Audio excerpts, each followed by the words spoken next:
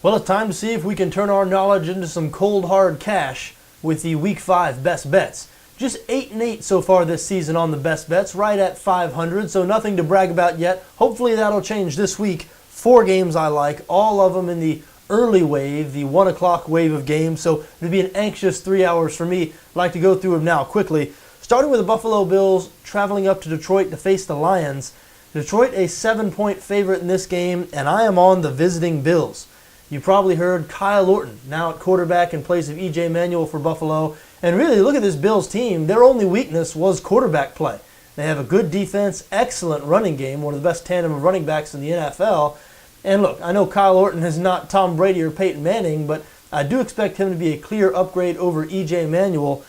And the Detroit Lions could be without Calvin Johnson, their best offensive player. Even if Johnson plays in this game, he'll be badly hobbled with that ankle that limited him to just 2 catches for 12 yards last week. So wouldn't surprise me if Buffalo went into Detroit and beat the Lions outright. Think they're a great-looking bet as a 7-point underdog. Next game, I like the New Orleans Saints playing at home, hosting the Tampa Bay Buccaneers. Saints a double-digit favorite, 10-point favorite on BetDAQ, but I think they're going to cover that number. Listen, we know the Saints have been a tremendous disappointment so far this season, just 1-3. They were blown out by Dallas last week. Tampa comes in here at 1-3 as well, but make no mistake about it. These teams do not have many similarities except for the play of their defenses, which have both been atrocious. The Tampa defense allowing even more points than the New Orleans defense. Bucks allowing 29.8 points per game, Saints allowing just under 28 points per game. But the Saints still have it rolling on offense. 3rd in the NFL in both total offense and pass yards per game. And they're playing in the Superdome here where they're 21-5 against the spread in their last 26 games, despite being favored in 24 of those games. The Saints need this win badly. They're better on both sides of the ball, much better on offense. I think they absolutely roll over the Bucks. I like New Orleans -10. Next game, Pittsburgh on the road facing the Jacksonville Jaguars, betting against another terrible team here, like the Steelers as a 6-point favorite. Pittsburgh, like New Orleans, another team that's been disappointing so far this season. As a matter of fact, last week, Pittsburgh lost to the Tampa Bay Buccaneers, who are playing the Saints this week. But I don't think the same thing is going to happen to the Steelers against the Jacksonville Jaguars. For one, the Jaguars are clearly worse than the Tampa Bay Bucs. This Jacksonville team might be even worse than they were last season. Their defense surrendering 38 points per game right now. They've allowed more points through the first 4 weeks of this season than any team has allowed through the first 4 weeks of any season since the 1970 AFL-NFL merger.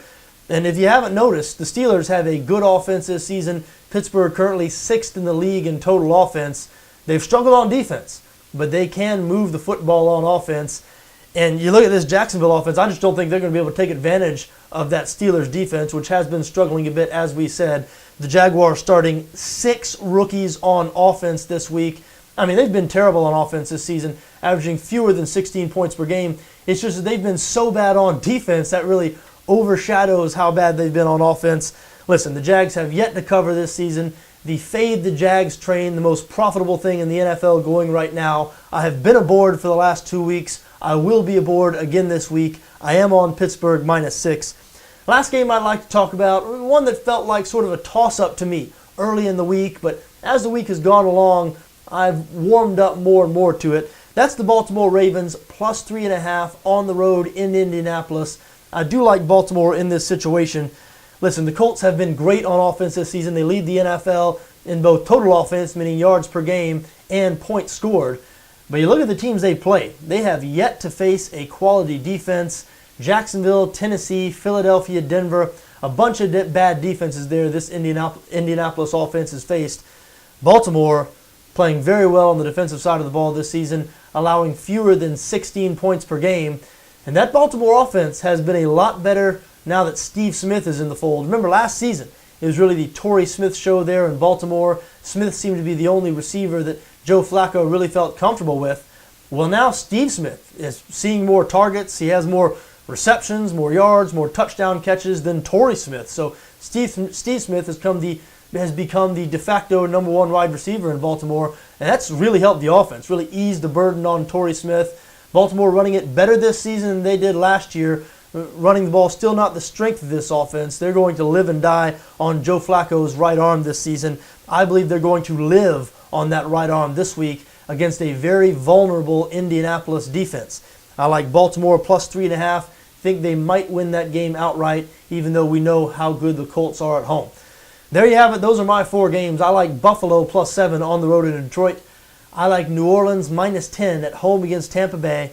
I'm on Pittsburgh minus 6 on the road in Jacksonville, and I like the Baltimore Ravens plus 3.5 on the road in Indianapolis. I wish you best of luck in whatever you decide to do in this week 5, just so long as your interests don't conflict with my interests.